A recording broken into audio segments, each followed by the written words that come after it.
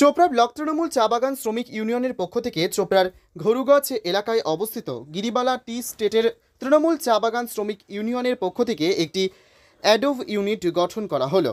জানা গেছে এর আগে সিআইটিইউ এর ইউনিট কমিটি দ্বারা পরিচালিত হতো ওই চা বাগান। আরও জানা গেছে এর পূর্বে সিআইটিইউ এর পরিচালিত ইউনিটের সমস্ত সদস্য তৃণমূল চা বাগান শ্রমিক ইউনিয়ন সংগঠনের সঙ্গে যোগ দিয়েছেন। নতুন ইউনিটের প্রেসিডেন্ট করা হয়েছে চরণ সিংহকে এবং সেক্রেটারির দায়িত্ব দেওয়া হয়েছে হৃদয় সিংহকে। এদিনের কর্মসূচিতে উপস্থিত ছিলেন তৃণমূল চা বাগান শ্রমিক ইউনিয়নের যুগ্ম সম্পাদক কালু সিংহ, চোপড়া পঞ্চায়েত সমিতির ভূমি কর্মাধ্যক্ষ প্রদীপ সিংহ, শিক্ষক সুভাষ সিংহ, পঞ্চায়েত সমিতির সদস্যের প্রতিনিধি রাতিকা সিংহ সহ অন্যান্যরা। আজকে আমাদের ঘরুগজের পাশে যে গিরিবালা টি স্টেটে আজকে আমরা তৃণমূল চা বাগান শ্রমিক ইউনিয়নের নতুন ইউনিট অ্যাডহক ইউনিট কমিটি গঠন করলাম।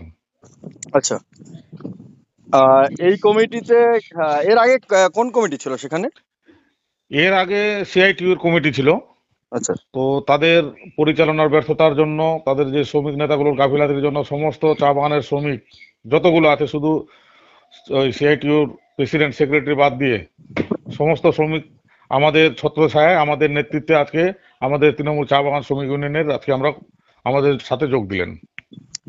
ওই সংগঠনের প্রধান দায়িত্বে কে রয়েছেন? আজকে আমরা অ্যাডহক একটা কমিটি করলাম। ওই কমিটির প্রেসিডেন্ট হলো চরণ সিং, আর সম্পাদক মানে সেক্রেটারি আমরা করলাম আপনার হৃদয় সিংহকে। এটা অ্যাডহক কমিটি, এর পরবর্তীতে আমরা সম্মেলনের মাধ্যমে আবার পূর্ণাঙ্গ কমিটি করব। আচ্ছা, কে কে উপস্থিত ছিলেন আপনারা?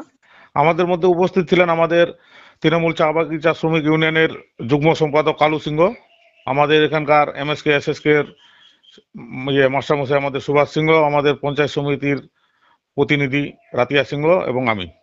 আচ্ছা।